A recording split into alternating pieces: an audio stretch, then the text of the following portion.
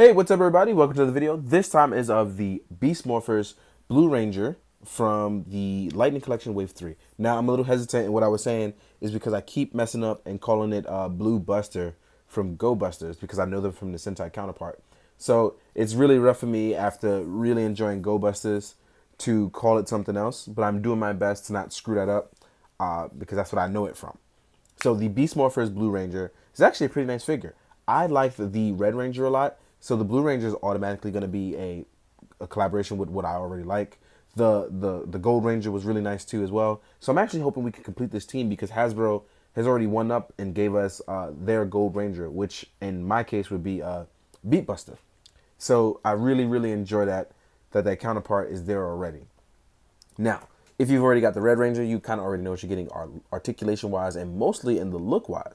What's different actually about them is going to be their helmets and color, obviously.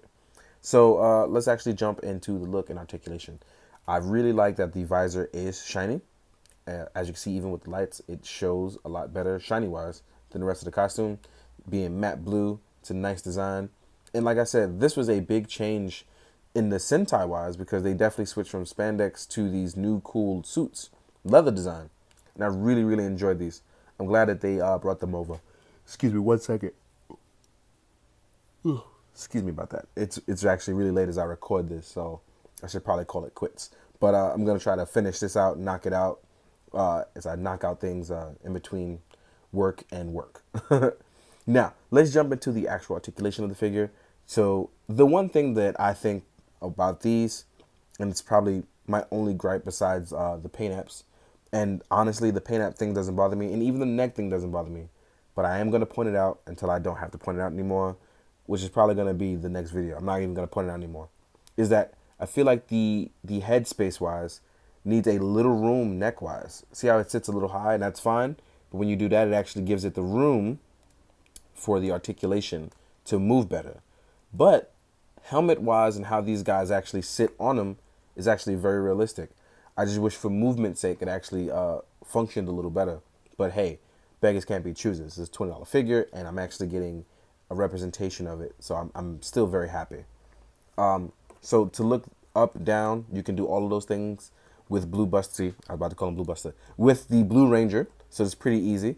These are actually removable, which is pretty cool because it's actually on the Sentai counterpart from SHF, these are not removable. So these actually give you a lot more room and freedom to move around, which I very much enjoy. They have a nice butterfly joint, arms are on a bicep swivel, and they are indeed double jointed. So as you can see, that actually is a very great double joint there. No issues whatsoever. You can actually wrap it around too as well.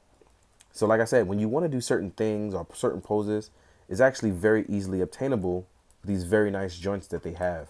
So crossing over, doing certain martial arts moves, it's not even a problem.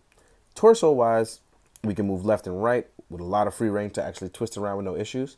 Then there is a nice lower ab crunch as well. So you can get forward, you can get backwards, and you can get a good pose for throwing punches. So as you can see here. Leg wise, we get our standard Hasbro-like articulation where the leg can go up. It's double jointed. There is a very nice boot swivel as well. And you get that excellent Hasbro ankle pivot. That works pretty well. Please also, in the coming months, make sure you definitely heat up your figures because it's going to get cold. For us here in New York, it's going to get cold. And the plastic will get brittle. So I do highly recommend you heat up your joints when you're going to play with your figures because you don't want anything to snap and break. Now, as you can see here, easily he can get really good poses. Even, right, down to the knee poses. Let's say you wanted to do, let's say you wanted to do a 3-point stance, then punching the ground. I don't think that's too much of an issue here outside of the looking up part. But let's say you wanted to do that. You can kind of actually capture that pretty well for his ground pound.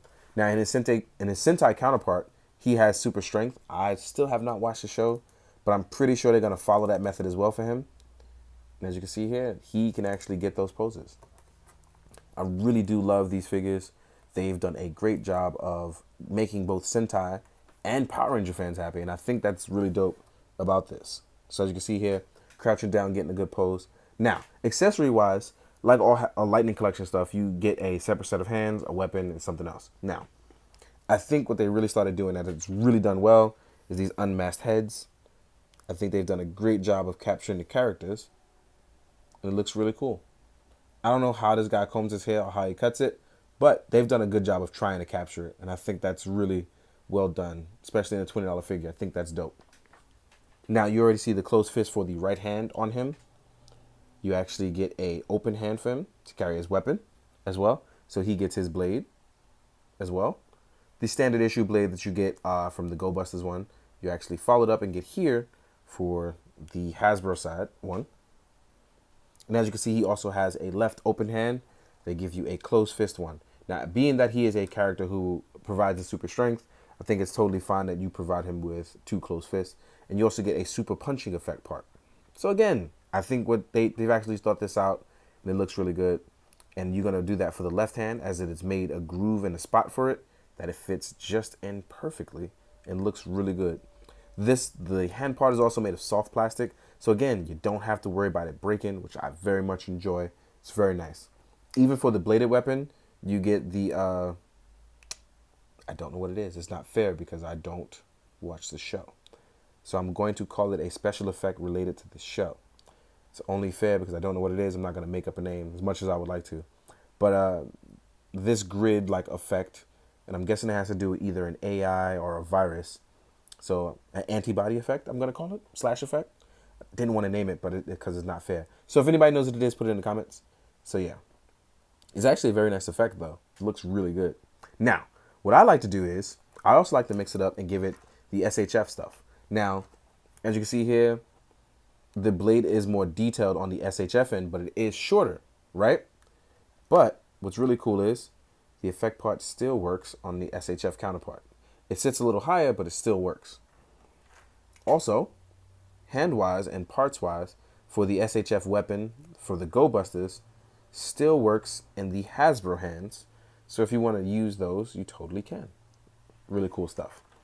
Now, real quick though, we're going to jump into the comparisons of sizes and how he looks versus his SHF counterpart that came out quite some time ago. On now the defunct SHF line would not come back ever, right?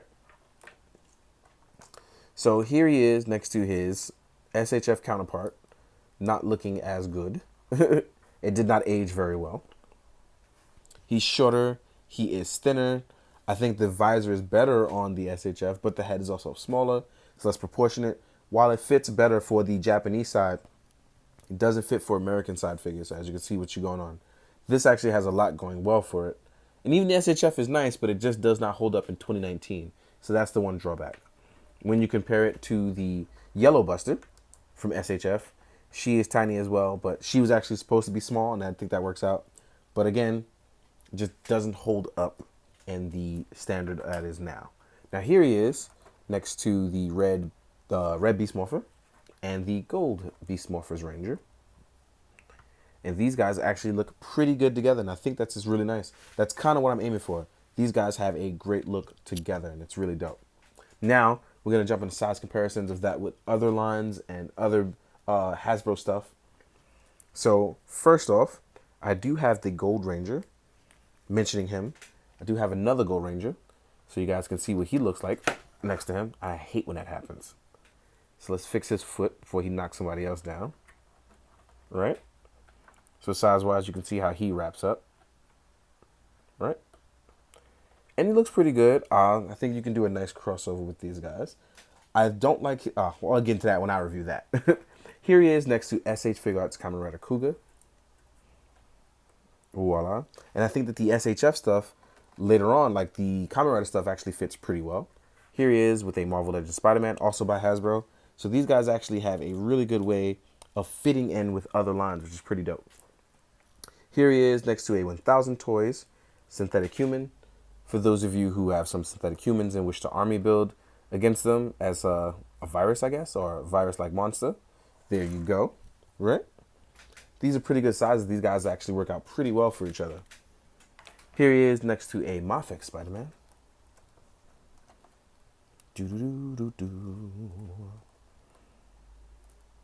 Get you look real nice. Here he is next to an Articulated Icons Ninja. next to a Mythic Legions Orc. And I think that these guys actually make great army builders for anything. They look fantastic. And we have a Storm Collectibles Scorpion. Voila.